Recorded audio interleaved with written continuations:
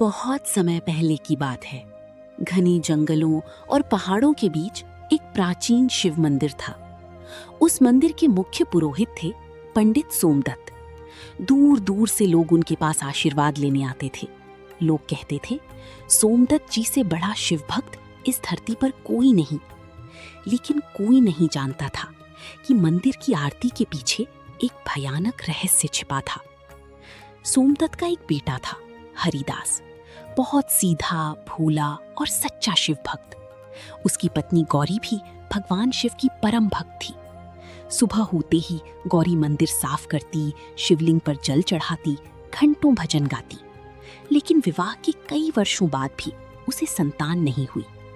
धीरे धीरे उसकी सास के मन में जहर भरने लगा। वो हर दिन ताने देती, ये बांझ है, इसके कदम पड़ते ही घर सूना हो गया। गौरी रोती, लेकिन फिर भी शिवलिंग के सामने बैठकर कहती, हे महादेव, अगर मुझसे कोई भूल हुई है तो मुझे दंड दीजिए, लेकिन मेरा परिवार मत तोड़िए। एक रात सास ने सोमदत्त से कहा, अगर इस लड़की को घर से नहीं निकाला तो हमारा वंश खत्म हो जाएगा। सोमदत्त कुछ देर चुप रहा, फिर धीरे से बोला, अब समय आ गया है तंत्र विद्या का। ये सुनते ही सास के चेहरे पर डर और खुशी दोनों आ गए। उस रात मंदिर बंद होने के बाद सोमदत्त एक काले कपड़ों वाले तांत्रिक को मंदिर के पीछे बने गुप्त तहखाने में लाया। तहखाने में चारों तरफ अजीब चिन्ह बने थे। दीपक नीली आग से जल रहे थे। हवा भारी हो चुकी थी। गौरी को बहाने से वहां बुलाया गया। वो कुछ समझ पाती उससे पहले तांत्रिक ने मंत्र पढ़ना शुरू कर दिया। अचानक तहखाने की दीवारें कांपने लगीं। दीपक बुझ गए और गौरी दर्द से चीख उठी। कुछ ही पल में वहां एक छोटी सफेद चिड़िया फड़फड़ा रही थी।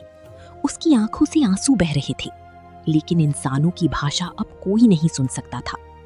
सास ने घृणा से कहा, अब यही इसका असली रूप है। आधी रात को सोमदत्त और उसकी पत्नी उस चिड़िया को जंगल में छोड़ आए।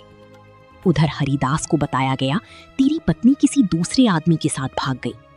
हरिदास का दिल टूट गया, लेकिन उसे अपने माता पिता पर पूरा भरोसा था। उसने खुद को शिव भक्ति में डुबो दिया। उधर जंगल में बारिश, अंधेरा, जंगली जानवर, वो छोटी चिड़िया कांपती हुई पेड़ों के बीच छिपती फिर रही थी। तभी एक दिन उड़ते उड़ते वो एक पुराने आश्रम में जा गिरी। वहां एक तेजस्वी ऋषि ध्यान कर रहे थे। जैसे ही उन्होंने उस चिड़िया को देखा, उनकी आंखें खुल गईं। उन्होंने धीरे से कहा, हे शिव, इंसान इतना गिर सकता है? चिड़िया रोने लगी। ऋषि ने ध्यान लगाया और उन्हें सब दिखाई दे गया। उन्होंने कहा, पुत्री, तेरे साथ बहुत बड़ा अन्याय हुआ है, लेकिन अभी सब खत्म नहीं हुआ।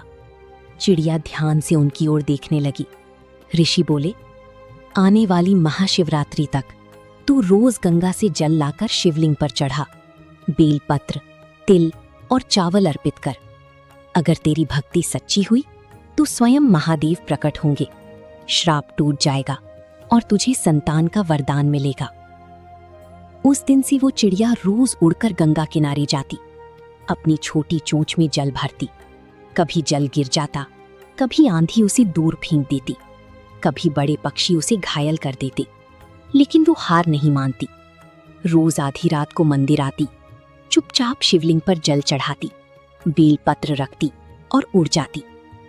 धीरे धीरे मंदिर में अजीब घटनाएं होने लगी। सुबह मंदिर खुलता तो शिवलिंग पर ताजा जल चढ़ा होता। बेलपत्र बिल्कुल हरे होते, जबकि मंदिर रात भर बंद रहता था। गांव में डर फैल गया। लोग कहने लगे, जरूर कोई देव शक्ति मंदिर में आती है। लेकिन सोमदत्त समझ गया था कि ये गौरी ही है। उसके चेहरे पर डर साफ दिखने लगा। एक रात उसने तांत्रिक से कहा, अगर वो महाशिवरात्रि तक पूजा करती रही तो सब सच सामने आ जाएगा। तांत्रिक बोला, तो उसे महाशिवरात्रि से पहले खत्म करना होगा। ये सुनकर सास कांप उठी। उधर हरिदास भी परेशान रहने लगा। उसे महसूस होने लगा था कि मंदिर में कोई रहस्य छिपा है। महाशिवरात्रि की रात आ गई। पूरा मंदिर दीपकों से जगमगा रहा था। भजन गूंज रहे थे। लेकिन उसी रात तांत्रिक ने जंगल में जाल बिछा दिया। जैसे ही वो सफेद चिड़िया मंदिर की ओर उड़ने लगी, वो जाल में फंस गई। चिड़िया दर्द से चीखने लगी। तभी अचानक आसमान में बिजली चमकी, तेज आंधी चलने लगी और मंदिर की सारी घंटियां अपने आप बज उठीं। हरिदास दौड़कर बाहर आया। उसने देखा एक सफेद चिड़िया जाल में तड़प रही है और उसकी आंखों से इंसानों जैसे आंसू बह रही हैं। हरिदास ने तुरंत जाल काट दिया। जैसे ही उसने चिड़िया को हाथ में लिया, उसे अपनी पत्नी गौरी की आवाज सुनाई दी, स्वामी। हरिदास सन्न रह गया। उसी समय मंदिर के पीछे वाले विशाल पीपल के पेड़ से तेज प्रकाश निकलने लगा। पूरा गांव वहां इकट्ठा हो गया और अगले ही पल स्वयं भगवान शिव प्रकट हुए। उनकी आंखों में अग्नि थी। उन्होंने गरज कर कहा, सोमदत्त, तूने शिव भक्ति का मुखौटा पहनकर अधर्म किया है। पूरा मंदिर कांप उठा। तांत्रिक डरकर भागने लगा, लेकिन अचानक बिजली गिरते ही वो वहीं बेहोश हो गया। महादेव ने त्रिशूल भूमि पर मारा और अगले ही पल वो सफेद चिड़िया प्रकाश में बदलकर फिर से गौरी बन गई। पूरा गांव स्तब्ध रह गया। हरिदास रोते हुए गौरी के चरणों में गिर पड़ा। मुझे माफ कर दो, मैं तुम्हारी पीड़ा समझ ही नहीं पाया। सास और सोमदत्त भी रोने लगी। बहू, हमें क्षमा कर दो, हमारे घमंड ने हमें अंधा बना दिया। गौरी की आंखों में आंसू थे, लेकिन उसने हाथ जोड़कर कहा, जहां महादेव हों वहां क्षमा भी होती है। महादेव मुस्कुराए। उन्होंने कहा, आज से इस मंदिर में तंत्र नहीं, सिर्फ भक्ति होगी। इतना कहकर भगवान शिव अदृश्य हो गए। कुछ महीनों बाद गौरी ने एक सुंदर पुत्र को जन्म दिया। पूरा गांव खुशी से झूम उठा। सोमदत्त रोते हुए बोला, ये बच्चा महादेव का वरदान है, इसका नाम गणेश होगा। और कहते हैं, आज भी महाशिवरात्रि की रात उस मंदिर में आधी रात को घंटियां अपने आप बज उठती हैं, क्योंकि महादेव आज भी अपनी सच्ची भक्त की भक्ति को याद करते हैं। अगर कहानी अच्छी लगी हो, कमेंट में हर हर महादेव जरूर लिखें।